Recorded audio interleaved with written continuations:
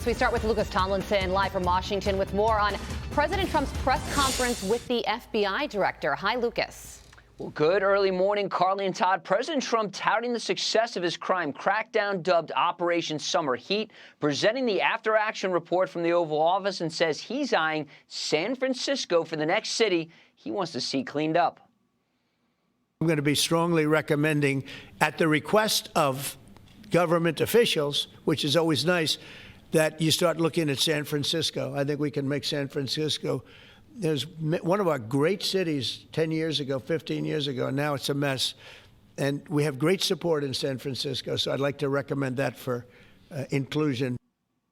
After the teens who assaulted the former DOJ staffer known as Big Balls received no jail time, only probation, FBI Director Kash Patel says judges need to hand out stiffer sentences.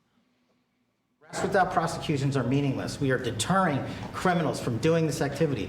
We are preventing criminals from coming into America. And we are absolutely crushing violent crime like never before and defending this homeland, sir.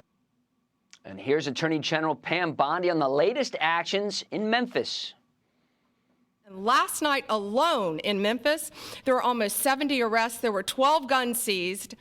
And there was a 70-year-old man arrested as a result of our operation in Memphis who raped a child under the age of 3. That one case makes everything we're doing worthwhile. Here's the numbers for FBI's Operation Summer Heat. Over 8,600 arrests, over 2,000 firearms seized, over 500 children found. The number of fentanyl seized, 421 kilograms. That's over 900 pounds, Todd. And there's over 2,000 criminal indictments. Now, Patel said from the beginning of the year there have been over 2,300 arrests. That's more than double the number compared to the last year of the Biden administration, guys. Lucas Tomlinson live for us in Washington. Lucas, thank you. With that, let us bring in former DHS advisor Charles Marino. Charles, you were the special agent in charge of the San Francisco field office. Do you agree with the president's plan to target the Bay Area next? I do. It's needed. And we've got to look at Washington, D.C. as the model for what works here. You had Mayor Bowser, who pushed back early on and got on board eventually. You've got state and federal law enforcement working together collaboratively. And you see that very quickly overall crime statistics drop. They actually plummet. And this is for all crimes, whether it's illegal immigration or those violent crimes that were particularly hitting D.C. hard as a sanctuary city. Now, out of the press conference, you saw the metrics are undeniable in terms of how much progress the FBI is making in combating overall crime. And it also sends another message to governors and mayors in other sanctuary states. And that is, if you want to remain part of the problem, this administration is going to go right through you and solve the public safety problems they are unwilling to solve. Yeah, and to that point, the president making a real interesting comment yesterday, talking about how important this crime crackdown has become to his administration, his mission over the last 9 months. Listen. Didn't realize I was going to make this such a big factor in the administration. I didn't really campaign. I campaigned on crime, but I never thought we'd go into every city and take a really safe city that we've all been living with for years and make them safe. And now it's like a passion for me, and it's a passion for the people behind me. I did get elected for crime, but I didn't get elected for what we're doing. And yet, Charles, Democrats continue to fight his efforts to keep their communities safe.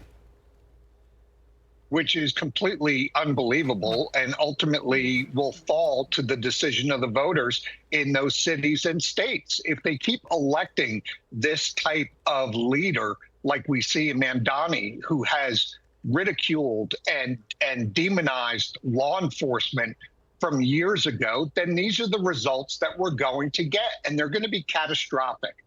Somebody like Mamdani is a threat to law and order. He's a threat to all 35,000 members of the NYPD, and therefore he's a threat to the city of New York and those that reside there. And we are seeing this play over and over in sanctuary cities and states, and it's got to end. And you're going to see a city like San Francisco that steps forward and says, with a new mayor there trying to make a difference, come and help us solve the problem, President Trump. Yeah. We're going to have a lot more on Mamdani throughout the course of the remainder of our show, the next 55 minutes, if you will. Quickly, the president said he authorized CIA covert action in Venezuela, also said land strikes could be on the table. About 30 seconds to you. How far should the president go in Venezuela? As far as the designation of the cartels and gangs as foreign terrorist organizations allow. I was very early a proponent of the change in designation. It allows the administration to bring additional tools to the table, like the CIA, like the military, to solve this problem. Look, the cartels and the gangs have never been as powerful as they are today, thanks to the policies of the Biden administration. They are both financially and operationally much more capable because of what the Biden administration allowed. And the Trump administration is putting a whole government approach. All tools are on the table, and he's putting them to use. You know, if fentanyl were anthrax, the bombing of these boats would have started a long time ago. Charles Marino, thank you for your insight this morning. We appreciate it, sir. I'm Steve Doocy. I'm Brian Kilmeade. And I'm Ainsley Earhart. And click here to subscribe to the Fox News YouTube page to catch our hottest interviews and most compelling analysis.